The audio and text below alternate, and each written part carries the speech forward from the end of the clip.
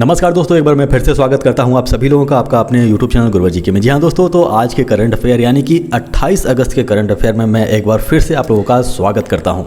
तो चलिए दोस्तों, ज़्यादा देर न करते हुए आज के पहले प्रश्न को हम देखते हैं। आज का पहला प्रश्न है कि भारत के चंद्रयान 3 को चंद्रमा के किस हिस्से के अध्ययन के लिए भेजा गया है? पूर्वी ध्रुव, पश्चिमी ध्रुव, उत्तरी ध्रुव या फिर दक्षिणी ध्रुव? बताइए दोस्तों, आपका जवाब क्या होगा? जी हाँ दोस्तों, उसका जवाब जो हो जाएगा वो होगा दक्षिणी ध्रुव। जी हाँ दोस्तों, चंद्रमा के चंद्रयान 3 को चंद्रमा के किस हिस्से पे भेजा गया है? ये दक्षिणी ध्रुव के अध्ययन के लिए भेजा गया है। यहाँ पे आप देख सकते हैं यहाँ पे एक फिगर आपको दिखाई देगा जो कि दक्षिणी ध्रुव के, चंद्रमा के दक्षिणी ध्रुव का है।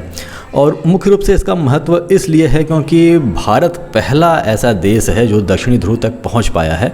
इसके पहले यदि हम चंद्रमा पे पहुंचने की बात करें, सामान्य रूप से उत्तरी ध्रुव या फिर ऐसे स्थान पे पहुंचने की बात करें जहां पे ज़्यादा पहुंचना कठिन नहीं था, तो उसमें अमेरिका शामिल हो जाता है, रसिया शामिल हो जाता है और चीन शामिल हो जाता है। लेकिन भारत चौथा देश है जो चांद पे पहुँचने वाला है। लेकिन यदि हम बात करें दक्षिणी ध्रुव की, तो दक्षिणी ध्रुव में पहला ऐसा देश है जो ये अपना जो सफलता है वो हासिल किया है दक्षिणी ध्रुव पे पहुंचने का।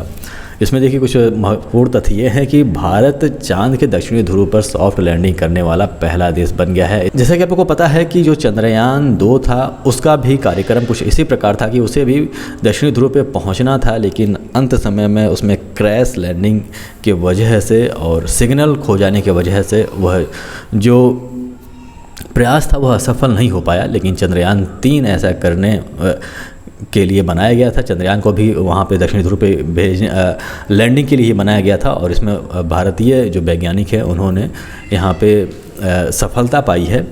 और मुख्य रूप से चंद्रयान 3 का जो मुख्य कार्य है वह दक्षिणी ध्रुव पर ऑक्सीजन, ईंधन और पानी की संभावनाएं तलाश रहा है। यानी कि वहाँ पे जाकर वो खनिज की मात्रा और वहाँ पे ऑक्सीजन, ईंधन और पानी है या नहीं, इस चीज़ की संभावनाओं को वह तलाश कर रहा है। और जैसा कि आपको पता है कि जो चांद का जो दक्षिणी ध्रुव है वह मुख्य रूप से बहुत सारे मुख्य रूप से ऐसे चीज़ों से घिरा हुआ है जिसके बारे में हम नहीं जानते हैं, क्योंकि वहाँ तक हमारी पहुँच अभी तक नहीं हो पाई है। इसलिए वहाँ पे बहुत सारे ऐसे हमें चीज़ें प्राप्त हो सकते हैं जो कि पूरे विश्व के लिए कारगर साबित हो सकते हैं।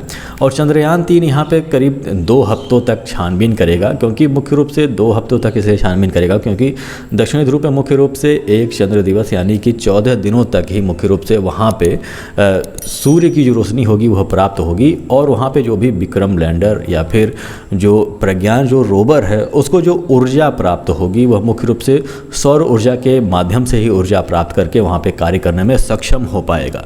लेकिन जब वहाँ पे सूर्यास्त होगा 14 दिनों के बाद और वहाँ पे अंधेरा छा जाएगा तो उसे ऊर्जा नहीं प्राप्त होगी, पहली बात तो ये। और दूसरी बात ये कि दक्षिणी ध्रुव पे चंद्रमा के बहुत अधिक ठंडा हो जाएगा वह क्षेत्र। बहुत अधिक ठंडा होने के नाते हो सकता है कि इसके जो उपकरण हैं वह काम करना बंद कर दें।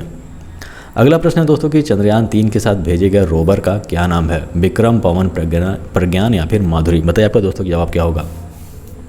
जी हाँ दोस्तों, उसका जवाब हो जाएगा सी यानी कि प्रज्ञान। जी हाँ दोस्तों, चंद्रयान 3 के साथ भेजे गए रोवर का जो नाम है वह प्रज्ञान है। प्रज्ञान मुख्य रूप से एक ऐसा रोवर है इसमें पहिए लगाए गए हैं और ये चंद्रमा के सतह पर घूम घूम के वहाँ पे विभिन्न प्रकार के परीक्षण करेगा, जैसे कि वहाँ के तापमान को मापना, वहाँ के जल की मौजूदगी का पता लगाना या फिर विभिन्न प्रकार के खनिज वहाँ पे मौजूद हैं या नहीं चंद्रमा पे, इसका पता लगाएगा ये मुख्य रूप से। विक्रम जो लैंडर के बारे में आप सुन रहे हैं, विक्रम लैंडर का मुख्य रूप से कार्य ये था कि ये चंद्रमा के सतह पर वहाँ पे उतरे। और ये जो प्रज्ञान जो रोवर था वो मुख्य रूप से विक्रम लैंडर के अंदर ही था। और विक्रम लैंडर जब वहाँ पे लैंड कर जाता है सही ढंग से तो फिर विक्रम का दरवाज़ा खुलता है और प्रज्ञान जो रोवर है वह बाहर निकल कर विभिन्न प्रकार के खोजों में लग जाता है और ये अभी भी खोज अपना जारी रखे हुए है। अगला प्रश्न है दोस्तों कि एक चंद्र दिवस पृथ्वी के लगभग कितने दिनों के बराबर होता है? जैसा कि मैंने आपको पहले ही बता दिया है, इसका जो उत्तर होगा वो हो जाएगा 14 दिन, यानी कि 2 हफ्तों का होता है लगभग एक चंद्र दिवस पृथ्वी के लगभग 14 दिनों के बराबर होता है।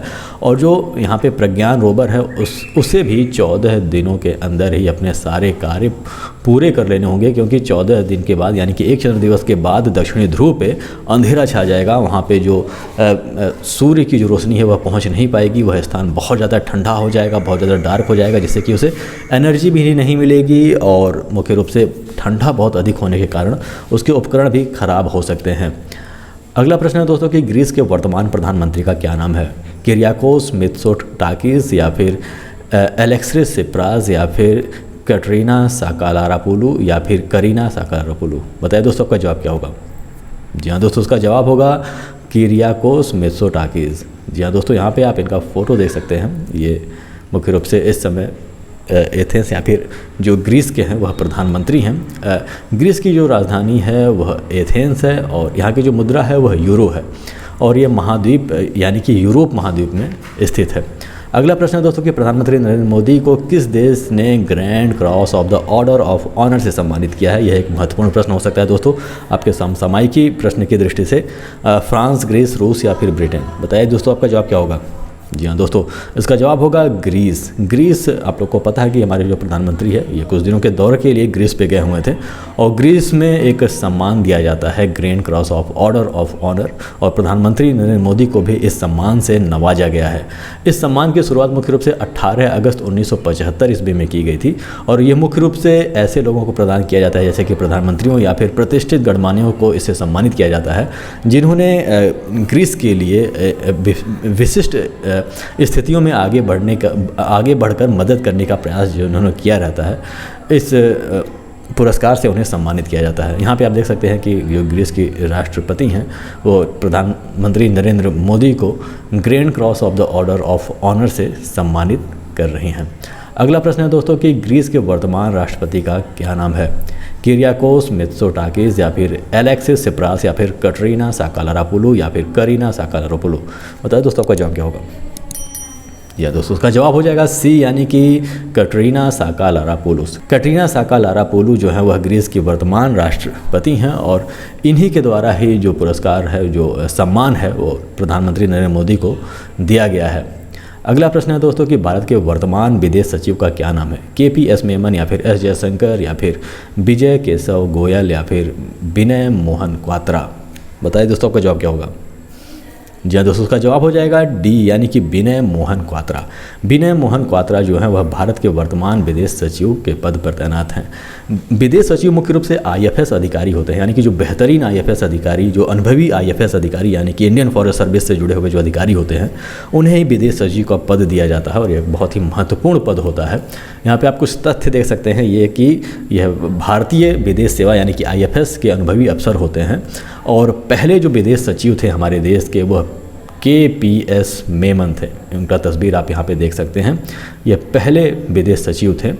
और मुख्य रूप से यदि हम बात करें S जयशंकर प्रसाद के बारे में, आपने सुना होगा कि S जयशंकर प्रसाद इस समय जो है वह हमारे विदेश मंत्री के पद पे तैनात हैं और विदेश मंत्री के अंतर्गत ही विदेश सचिव कार्य करते हैं। और मैं आपसे बता दूं कि S जयशंकर प्रसाद भी एक IFS अधिकारी थे और इसके पहले यानी कि इनके रिटायरमेंट के पहले यह भी जो थे वह विदेश सचिव के पद पे तैनात थे।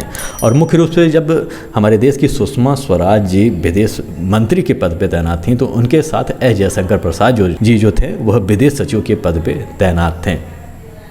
तो दोस्तों आज का यह अंतिम प्रश्न नहीं था, इसके बाद एक और प्रश्न है, इसे हम देख लेते हैं। ये है कि India smart city award contest 2022 में भारत के किस राज्य ने प्रथम स्थान हासिल किया है। उत्तर प्रदेश, बिहार, मध्य प्रदेश या फिर गुजरात? बताइए दोस्तों आपका जवाब क्या होगा। जी हाँ दोस्तों, उसका जवाब हो जाएगा मध्य प्रदेश। ये एक प्रकार का अवार्ड है यानी कि India smart city award contest 2022। ये मुख्य रूप से हर वर्ष ऐसे प्रदेश को दिया जाता है जिन्होंने स्मार्ट सिटी बनाए जाने के रूप में बेहतरीन कार्य किया होता है। जैसा कि आपको पता है कि जब नरेंद्र मोदी की सरकार आई थी तो नरेंद्र मोदी सरकार ने स्मार्ट सिटी को लेकर एक पहल की शुरुआत की थी कि विभिन्न राज्यों में स्मार्ट सिटी बनने चाहिए। तो इन्हीं स्मार्ट सिटी के बनने के प्रारूप के रूप में जो राज्य बेहतर कार्य करते हैं उन्हें इस प्रकार का अवार्ड से सम्मानित किया जाता है। इसके पहले जो India smart city award contest में जिस राज्य ने प्रथम स्थान हासिल किया था वह तमिलनाडु था। इस बार इसका जो स्थान था वह तमिलनाडु का दूसरा स्थान इसने प्राप्त किया है। और तीसरे स्थान की बात करें तो इसमें राजस्थान और उत्तर प्रदेश संयुक्त रूप से तीसरे स्थान पर आए हैं। यदि हम केंद्र शासित प्रदेश की बात करें तो चंडीगढ़ ने इसमें पहला स्थान हासिल किया है। तो दोस्तों यह आज का अंतिम प्रश्न था। आशा करता हूँ कि आपको ये वीडियो अच्छा लगा होगा और ये वीडियो आपको पसंद आया होगा और वीडियो आपको समझ में आया होगा। यदि आप हमारे साथ जुड़े रहना चाहते हैं तो आप हमारे चैनल को सब्सक्राइब कर लें और इस वीडियो को भी लाइक कर लें और शेयर भी करें ताकि आपके अधिकतर दोस्तों तक यह वीडियो पहुँच सके। तो हमारे साथ बने रहने के लिए बहुत बहुत धन्यवाद। मिलते हैं अपने अगले वीडियो में।